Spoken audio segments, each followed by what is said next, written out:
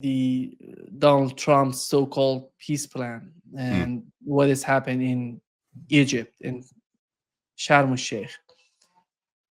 In the aftermath of that meeting, we had Netanyahu talking with the American media and addressing what is the outcome, how what is his position after all, after this sort of move on the part of the United States. The two, Donald Trump went to Israel, then went to Egypt, and here is what Netanyahu thinks about the situation going forward.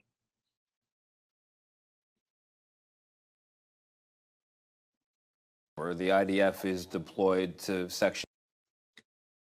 Mr. Trump says the war is over, but clearly the war is not over. The IDF is deployed to sections of Gaza still, and Hamas is still on the streets of Gaza.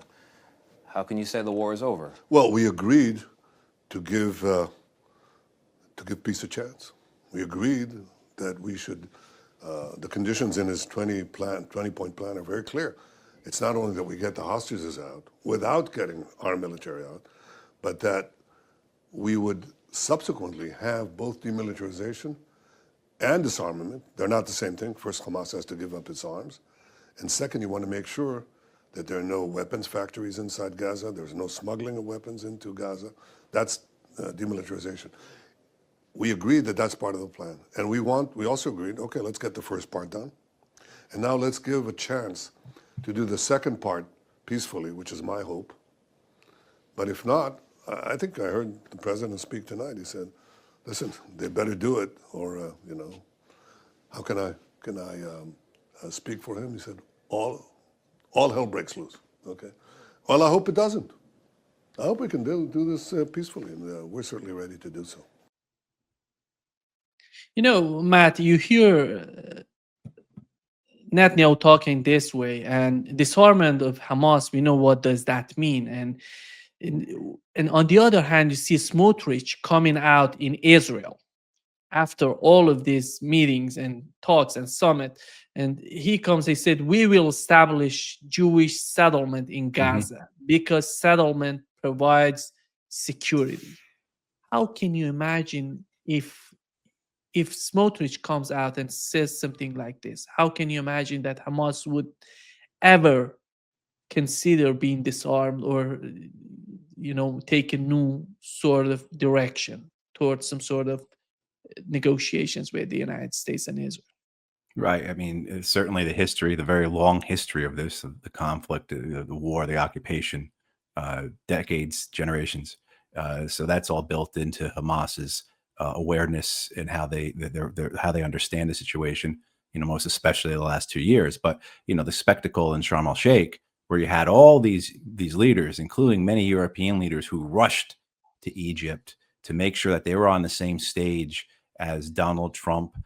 In order to be seen in the photo ops, to make sure they've got a clip back home. And I just as an aside, certainly I'm not saying this from any type of nationalist, chauvinist point, but the way that Trump humiliated the European leaders, like that, just delighted me. I mean, the way they were made to stand for 45 minutes in awkwardness behind him as he gave some long, rambling, idiotic speech. Again, similar to when he humiliated them when they were all in Washington, D.C. regarding Ukraine, Russia, and he made them all sit in front of his desk like school children, or when he got up out of a meeting just to go make a phone call, something that you just don't get up from other heads of state. I mean, right? So there is that enjoyment and satisfaction that I derived out of that. But for, say, Hamas, the Palestinian resistance, watching this spectacle, seeing these people who were happy, content, worked hard to go along with the genocide, to provide support for it in a variety of different ways, and then to be so duplicitous about it and to rush to be on that stage and to be champions of this new peace effort. And then you have, of course, I mean, I wrote this last week, where the conflict you can envision between who gets what part of the Gaza Strip. Where do the settlers' caravans and trailers and outposts go? And where do the Trump towers go? There's a report today about how Jared Kushner has put forward this plan to make Gaza this tech hub, to be this AI hub. And Larry Ellison, the second richest man in the world, who just bought Paramount Studios, who owns TikTok now, biggest friend the IDF has in the world outside of governments.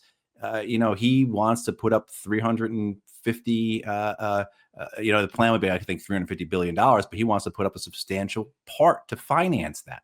You mean, so if you're the Palestinian resistance and you're looking at this, you just see the duplicity. And with the media coverage in this has just been, I just actually emailed, I hardly ever reach out to reporters, but I emailed an Associated Press reporter earlier today about just, can you please let me know seriously, what are your editorial guidelines in terms of describing Israelis as hostages, including Israeli soldiers who were taking an armed combat and are technically prisoners of war, versus Palestinians who, in this reporter's own article, she wrote that the 1,750 Palestinians were prisoners. They have been seized and held without charges from Gaza. And I said, what's your editorial guideline here? How do you call these people hostages when they are prisoners of war? And how do you call these people prisoners when in your own writing you describe them as being seized and held without charge, let alone the fact that those who actually were charged and convicted, the 250 Palestinians who were returned or sent into exile, these are men who were convicted in Israeli military courts that have a 99.7 conviction rate. I mean, these are courts that have been decried by the United Nations, by the EU, by the international human rights organizations, right? I mean, but so you see the continual complicity by the media in this to keep going with the narrative. And I think some of that, of course, is their loyalties, but also too, the mainstream media, the corporate media hates to have to change their narrative. They hate to have to recognize that they were wrong. So we saw in that clip with Netanyahu there from CBS, like the teeing it up, right? The giving Netanyahu the questions he wanted to, one, present himself as the peacemaker, as the man who wants peace, but also two, establishing the narrative, getting that in place to say, look, we talked about this. If Hamas wasn't going to take this seriously, which we are now going to have to go back to fighting, which I think everyone who's been watching this understands. It's just a question of when. I mean, everyone who's not coming into this with nothing but skepticism, you're a fool, or you just simply don't know anything about this. And so I think that's the question that the Palestinians are trying to tread. How do they keep aspects of the ceasefire going, including getting aid in for their people, without crossing whatever imaginary line that's out there by the Israelis and the Americans to resume the genocide? Because it seems like it's just a question. I mean, this last thing, but this whole question of the Palestinians not returning the Israeli deceased bodies fast enough, that was it's as if that was set up. It's as if that was planned, that the Israelis knew there was no way they were going to be able to recover all the bodies, because many of those bodies who were hostages killed by Israeli airstrikes, some of them were killed actually, if you recall, go back a couple, year or so, 3 Israeli hostages escaped and they were gunned down by the Israeli army in the middle of the street. I mean, there's so many horrors to this, Nima, that we've forgotten. But it seems as if this whole structure, this whole thing was set up for it to fail, that the Israelis knew that the Palestinians were not going to be able to get all the bodies back from Israeli hostages, because they're either buried under 8 stories of rubble, or they're in areas that are still controlled by the IDF. And the Western media, of course, doesn't examine any of that. So, it just seems as if you're the Palestinians, if you're looking at this, you just see everything aligned against you. And the idea of how do we walk this path without hitting the trigger that's going to resume the genocide, knowing full well that that's the whole plan. And let me close my blinds here so that I get rid of the little light. Okay. Okay. Oh, that's still Yeah, yeah. Eh, There it is. It's oh, this thing on my desk. Okay. okay, Yeah. great. Matt, do you think that what has happened in Egypt, what was that? What is, if you want to put out something positive politically, geopolitically, I don't know, militarily, what was the importance of it, in your opinion? Oh, it was a tremendous photo op, right? I mean, you had when was the last time you saw that many world leaders rush to something? I mean, these are heads of state that dropped everything to be in Egypt within 2 days. And then again, they were humiliated. They were made to sit behind Trump. They were made to stand behind him. There's this clip, if people haven't seen it, where Trump meant, Keir Starmer, the prime minister of the United Kingdom, is standing behind Trump, and Trump mentions his name. And Starmer comes up, and Starmer thinks he's going to ask him to speak, and Trump just tells him to go back, stand back in line. I mean, humiliated the prime minister of the United Kingdom. I mean, I'm happy to see it. Like, I don't like the guy, and I don't like the British government, but Yeah. I'm also not, again, I'm not saying that any type of American chauvinism. I'm just happy to see it, but the same thing too. You had that whole spectacle of the prime minister of Pakistan being brought forward and saying, I nominate Donald Trump for next year's Nobel Peace Prize. And then Trump's like, I had no idea he was going to do that. I mean, so it's just so over the top. And that none of this can be taken seriously. The consequences, of course, are as we know, genocide. But we're supposed to believe that these are people that can be reasoned with. These are people that can be spoken to. These are people that there's any chance of having dialogue with. And we could extrapolate that then to how would the Russians view this? How do the Chinese view this? How do the Iranians view this? How do the Venezuelans view this? There were reports end of last week that the Venezuelans were offering the Americans oil to get them to back off. You can understand that because they know what they're up against.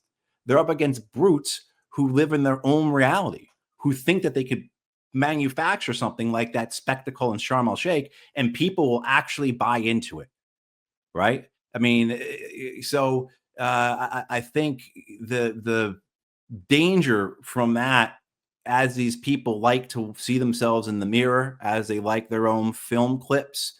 I said this to Judge a couple weeks ago, and he's a Notre Dame graduate, but so he appreciated it. But and you've got more of an international audience, so I may have to explain it a little bit. But the way that American policymakers view, or how American policymakers prepare or try and understand other countries, how their policies are actually working in this world, what they're up against, etc. It's similar to the Notre Dame football team. Rather than watching tape of the opposing team that they're going to play this weekend, rather than watching like those games they've played, that they watch the movie Rudy, which, if people know, is a really hackneyed, corny, sappy movie from the 1990s about a smallish guy who makes it big time on the Notre Dame football team, right? That's what it's like. The Americans come into this, and the Brits and the rest of and then the continental Europeans, they come along as well. Again, like the little fish under the mouth of the shark, and they believe their own mythology. And so I think the importance of Sharm el-Sheikh, as I said, was not just the Palestinians and how they're viewing it, but as well those outside the region who are recognizing that there is no sense in trying to negotiate with the Americans to have any dialogue. We need to find ways to work around them.